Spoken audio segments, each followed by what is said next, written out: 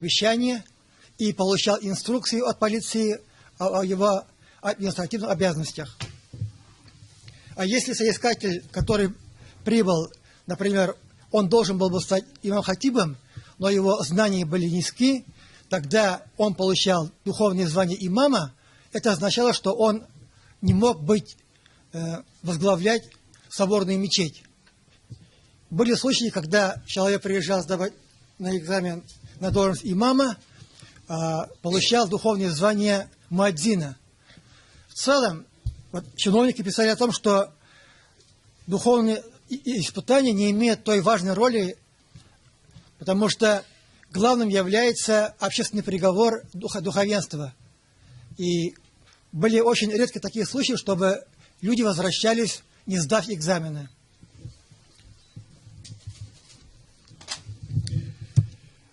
Как известно, обычно в старомедной мадресе обучалось 10-15 лет.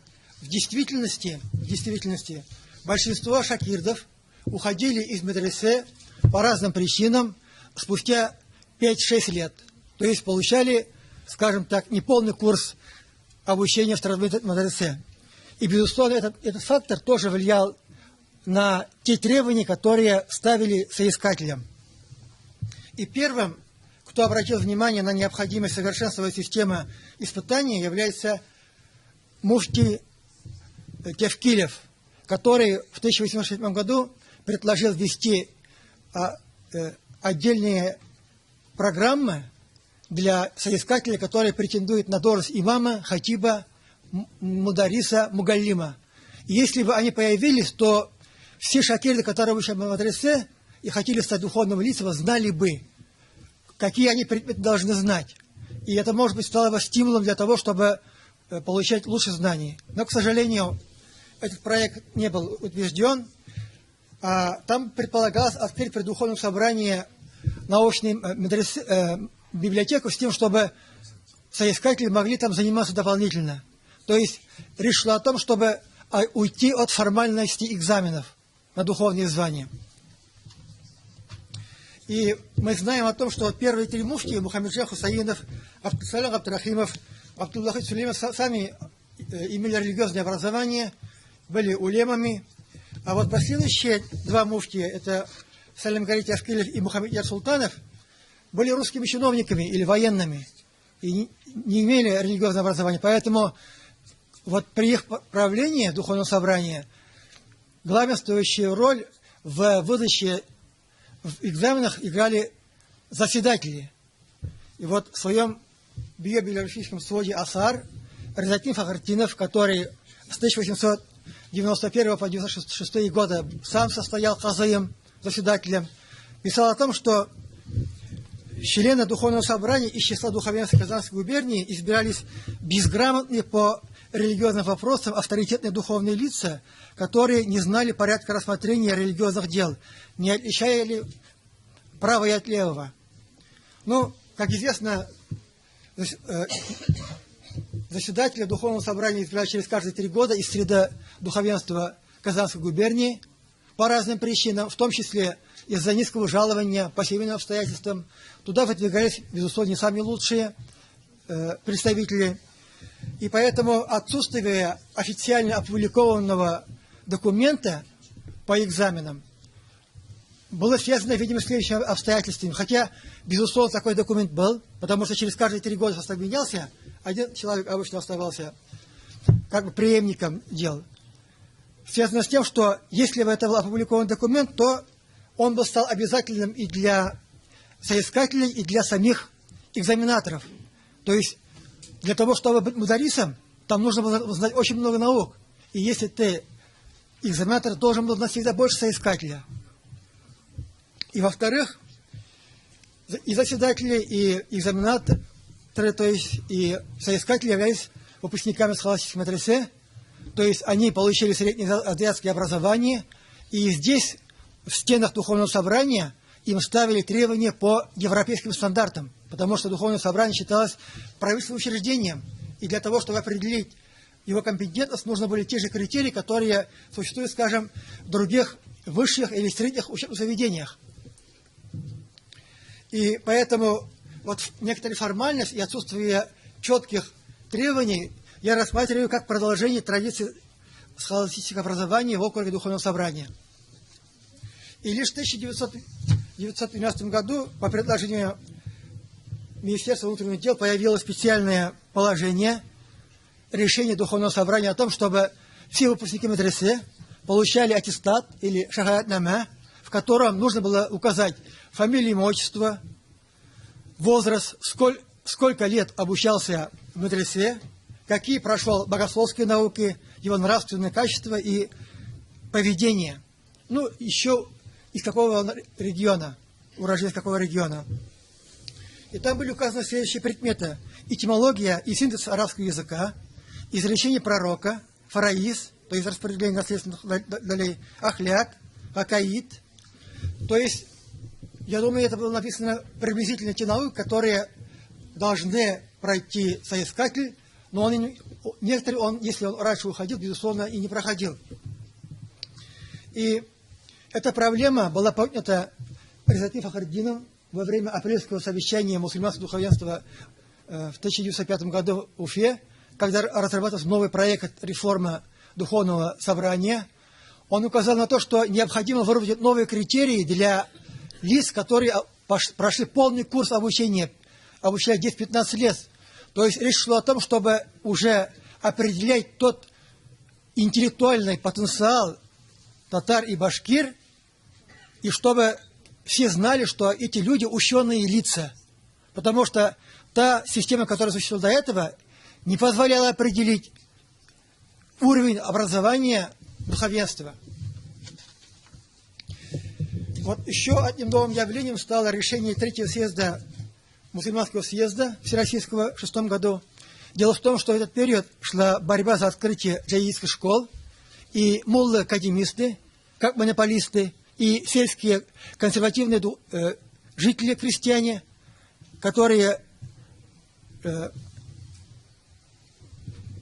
хотели, чтобы серьезных изменений в жизни села не происходило, выступали против открытия новых джаидистских школ.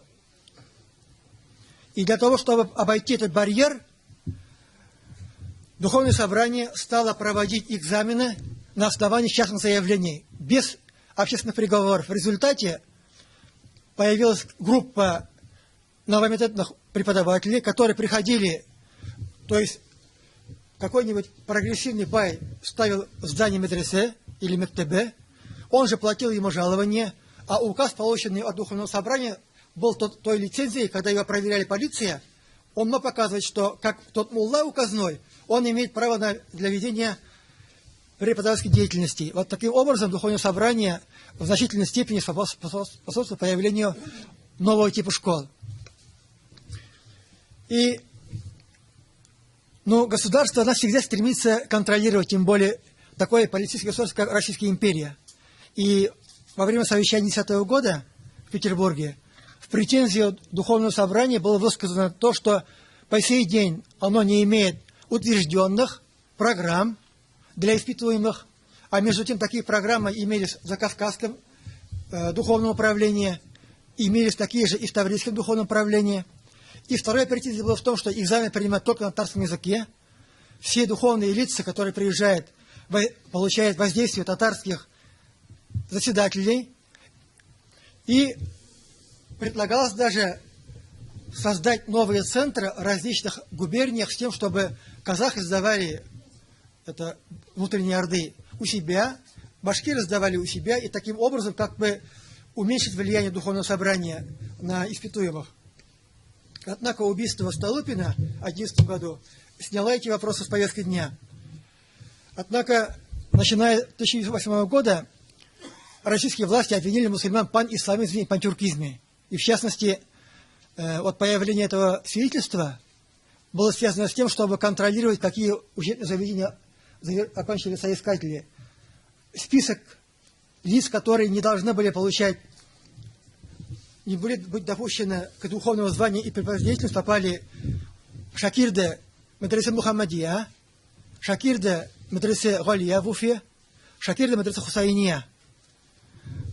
И получилось так, что в 2011 году полиция закрыла женскую и мужские школы в деревне Ишбубы. То есть они имели лицензии официальные.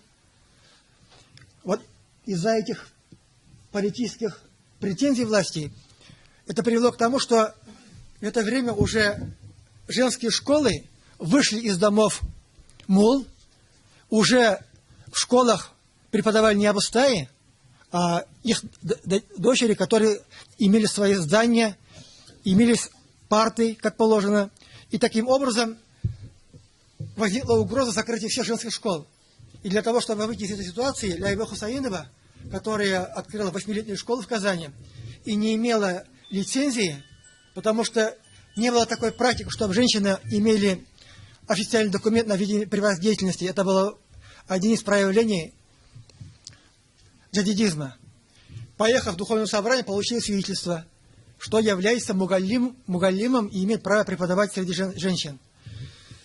И данный вопрос решился в 2013 году таким образом, что в Уфе создали трехмесячные курсы для женских преподавателей, и там мужчины стали им выдавать свои лицензии.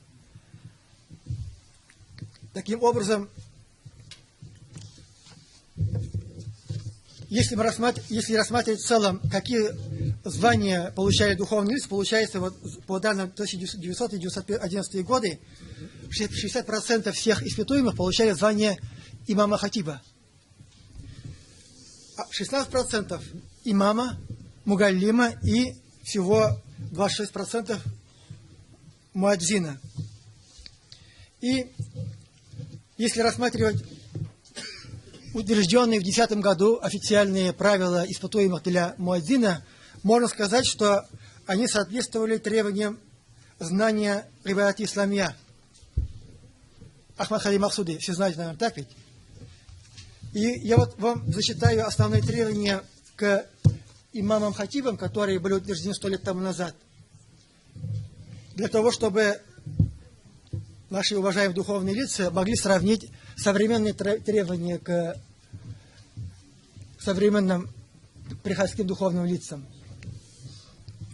Это прежде всего точное знание сущности и правоты имама, пророческие призвания Мухаммеда, пророка, с подробным изложением доказательств его пророчества, более распространенные знания биографии его с приведением и объяснением некоторых его хадисов, указание доводов принадлежности толку по исповеданию, масхава получается, и исполнение обрядовых действий веры, перечисление и объяснение шариатских доводов и доказательств, знание некоторых основ правил фикх, перечисление доказательств обязательств намаза, уразы, заката, хаджа и объяснение последствий на случай нарушения этих постановлений. От прошедших курс Гакаид Шакиров требуется познание о времени и порядке создания Вселенной или мира, загробных муках, о воскресении мертвых и так далее. Некоторые знания перевода текста Корана на татарский язык, более подробные знания совершения и расторжения браков, о талаках, никахах, более распространенное знание фараиза, правил наследования, знание перевода текста Мухтасаря Викая по фикху, из отделов о браке, разводе, купле-продаже, свидетельстве, жертвоприношения. От некоторых требуется знание перевода хадисов Миштакат Шариф, знание таджвида, то есть правильное чтение Корана. И испытание завершается чтением стихов Корана. Для кандидатов на должности имама хатиба и мудариса предлагалось следующее. То есть они должны знать более углубленно те требования, которые выдвигаются для имамов и имама хатибов. И если испытуемый заявлял, что он прошел курс этимологии по арабскому языку, то спрашивали по этому предмету.